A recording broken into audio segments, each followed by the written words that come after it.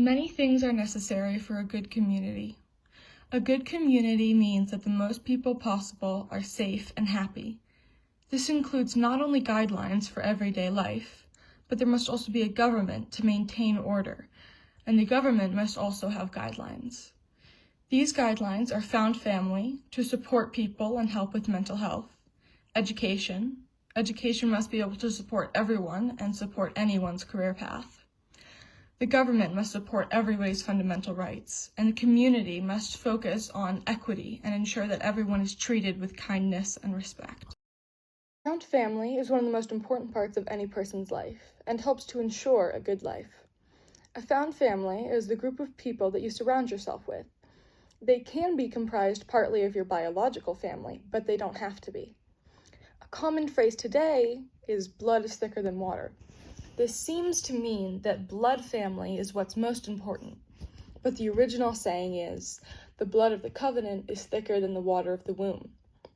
This means that the connections we choose are more important than those we don't. These people should be there for each other, no matter what they're going through.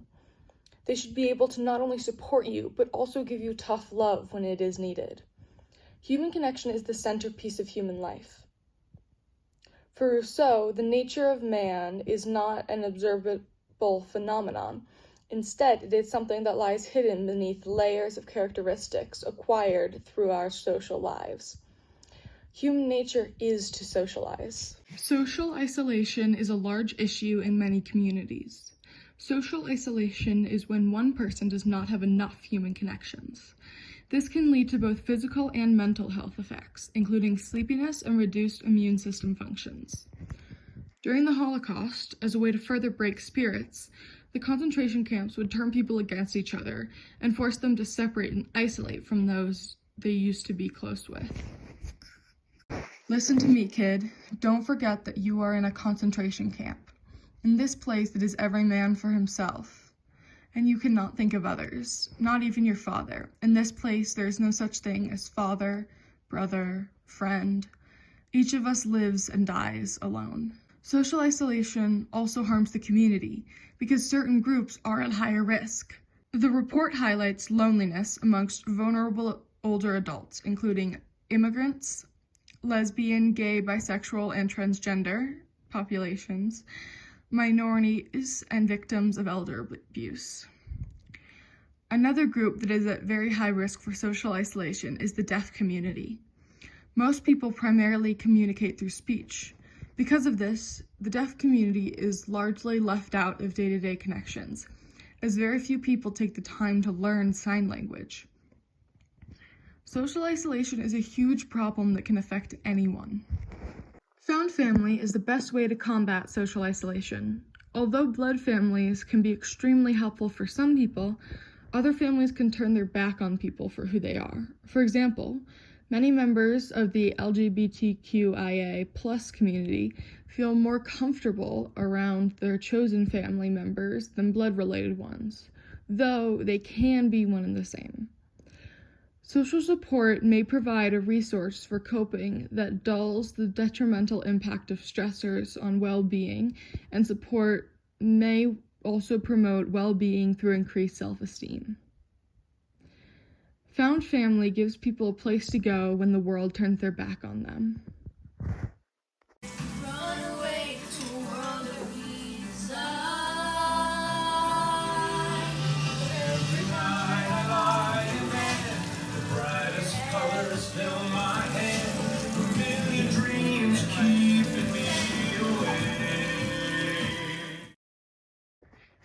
Education is one of the most important parts of ensuring a good community. A community's future depends on the younger generations, and their ability to help the community depends on their abilities, which are often improved by a quality education. John Locke believed that children's minds are a blank slate, and that they are white paper void of all characters, without ideas. This means that it is up to parents and other adults in their life to help them become the best they can be. Children are our future, and we must help them so that they can help the community and the next generation, and on and on. This can be achieved through education, which provides a multitude of viewpoints and information. The most important aspect of education is ensuring everybody gets a good education. The best way to ensure that everybody gets a proper education is to help those who are different. This is one place where the American education system is failing. Students with dyslexia often go on to be undiagnosed so that public schools can avoid providing the specialized education services required by federal law. While scientists estimate that just between 5 and 12% of children in the United States have dyslexia, just 4.5% of students in public schools are diagnosed with a specific learning disability, a category that includes dyslexia and other learning disabilities. Another group being failed by the American education system is students with ADHD. Over 9.4% of kids in the US between 2 and 17 have been diagnosed with ADHD.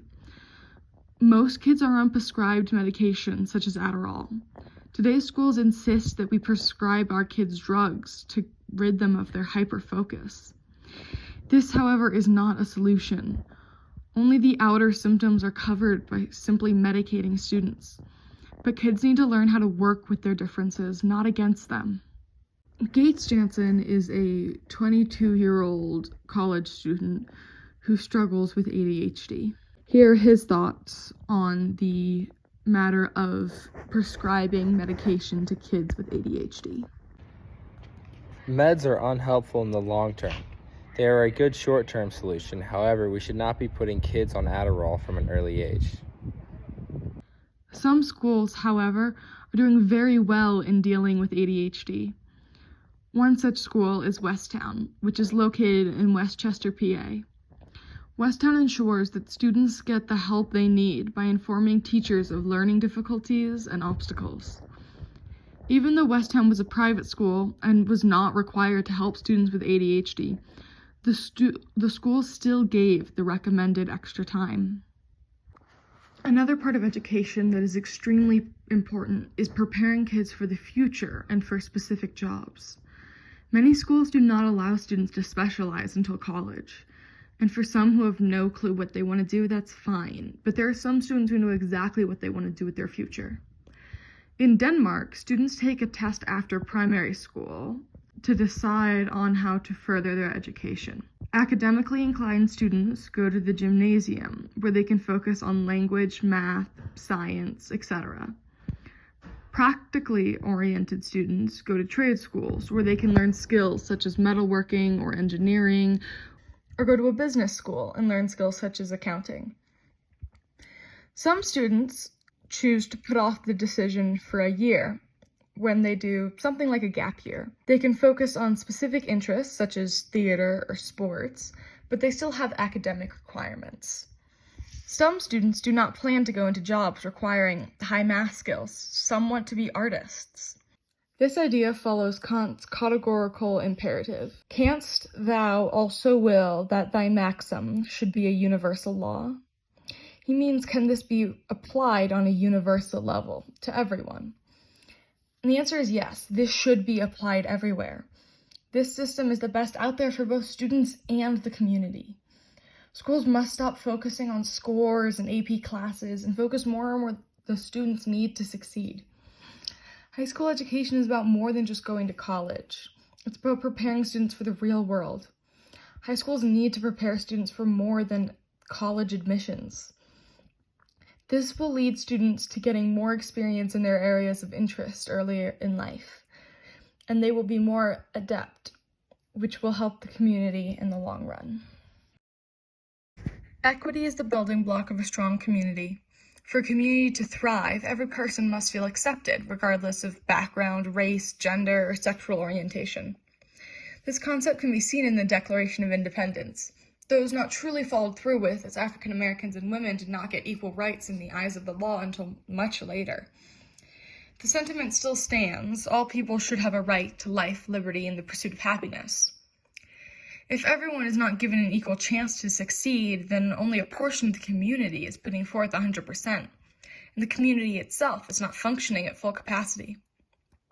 As Abraham Lincoln, the 16th U.S. president, said, A house divided against itself cannot stand. If one group, such as the LGBTQIA+ community, is put down by another part of the community, then not only is that section separate, but the rest of the community is over whether they deserve equal rights. This can be seen clearly in the U.S. history through the treatment of African Americans. With the passage of time, I became increasingly aware of how all of the adults around me were living with constant fear and apprehension. It felt as though we always had a white foot pressed against the back of our necks. I was feeling more and more vulnerable as I watched them continually struggle to solve the mystery of what white folks expected of them. They behaved as though it were an awful sin to overlook even one of those unspoken rules and step out of their place, to cross some invisible line. And yet lots of discussions in my household were about how to cross that line, when to cross that line, and who could cross that line without getting hurt. This shows how putting down one group can cause ripples. Because they are so worried about what they are supposed to do, they cannot reach their full potential and boost the rest of the community. There must also be equity amongst the different social and economic classes. The class divide between the upper middle class and everyone else is slowly increasing in the US, even though some people struggle to put food on the table. Not everyone has to have the same amount of money. However, the rich are getting richer and the poor are getting poorer, which is inefficient in the long run. There are two reasons that this is not efficient. Number one, there is a point at which money stops making you happier. Number two, when one part of a community struggles with the bottom of Maslow's hierarchy of needs, the physiological ones, they can't spend time worrying about the community or even be in a place to help the rest of the community thrive. When ensuring class equality, it is important to stay away from feudalism. Feudalism is a class system with a few people with power on the top and many people without power on the bottom. Feudalism does not allow for climbing the class ladder. This can be seen in Canterbury Tales. "Oh, never mind about a thing like that," said he. "A scholar doesn't have to stir his wit so much to trick a carpenter." This shows that one class, scholars, is held above the working class, carpenters. This is detrimental to a community because almost nobody can grow to their full potential. For a community to thrive, the government must support the people. The government's job is to ensure the safety and welfare of the populace. As John Locke said in his second treatise, these laws ought to be designed for no other end ultimately but the good of the people. As soon as the government stops fighting for its people or even starts to work against its people, it has failed and needs to change. This does not mean that people should revolt the second something goes wrong, but they have a right to stand up to corruption and cruelty. The laws that the government passes need to be fair and just. The ancient Greeks, the founders of democracy, believed in equality, though it meant something different to them. To them, it meant all free adult men. Aristotle describes how including everyone allows the moderate center, where the majority of people reside, to function as a stabilizing force in society. We live in a different time and understand that everyone deserves equality. It is up to the government to ensure that everybody is held fairly in the eyes of the law. One current example of where the U.S. government is failing at this is abortion rights. A woman deserves the right to choose what they do with their body. Maybe they're in danger if they have a baby, or maybe they just aren't ready to care for a child. It is up to the government to protect these women's rights, but they are not. This is just one example of the government failing to protect people. When the government does not protect people, we must stand up for what is right. This can be seen in Antigone, where Creon was a leader without anyone standing up to him. Whoever is chosen to govern should be obeyed, must be obeyed in all things, great and small. This shows how a leader can overreach their power.